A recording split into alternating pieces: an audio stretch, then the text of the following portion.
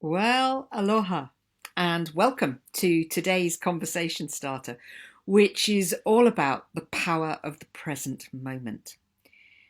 I'm a member of a choir. I get great joy from the choir. It's extraordinary. I didn't think I'd get so much pleasure. And it's part of my anti-dementia strategy because I have to really think quite hard. So I'm hoping that by doing all this thinking quite hard, then it'll stave off any possible dementia. However, I digress.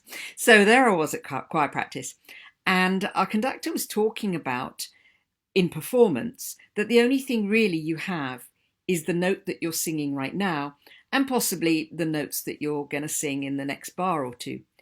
There's no point in focusing on the notes that have just been, because they've been, they've gone, and you can't change them.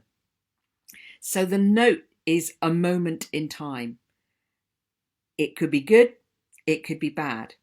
But if you spend time focusing on the note that has gone, then you're not going to be able to focus on the moment, focus on the note that you're singing right now, and some of the notes that you're going to be singing in the next couple of bars, so into the future.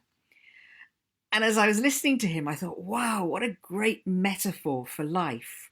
Stop focusing on the notes that I have sung, the notes, particularly the notes that I have sung and how badly they went, and focus on the note I'm singing right now, in the here and now, and maybe the notes that I'm going to sing in the next couple of bars or the next couple of hours or days or weeks or whatever it happens to be.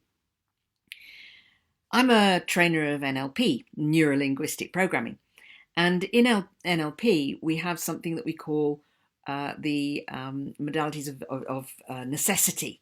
So we talk about should, could, would, must not, should not, could not, and so forth. And when we're thinking about the past, so often we have these shoulda, coulda, woulda moments. We bring in it's that sort of necessity, or what I should have done. And it's got a fairly yicky feel, and actually it doesn't serve us very well. So, oh well, if I'd have known, if I'd have known, I would have done that. If I'd had time, I could have helped you, but I didn't have the time, so I'm sorry I couldn't. Or I really should have done this. I should have reached out to my client yesterday. I should have phoned my mum yesterday, or talked to my daughter, or whatever it happens to be. But those moments, those shoulda, coulda, woulda moments, they're gone. They're done. And you can't actually change them.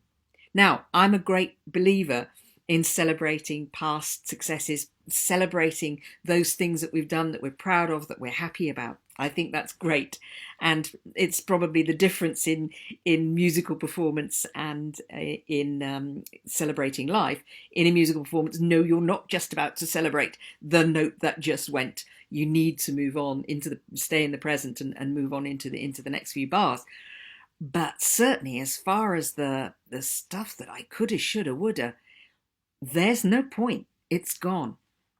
But in life, how easy it is for us to spend that time focusing on our past mistakes, on the things that went wrong, and we dwell on it went wrong and why it went wrong. And then the little inner critic perks up and it tells you you're a bad person, or it tells you that you were stupid, or whatever your personal inner critic's message is for you on that day, in that moment.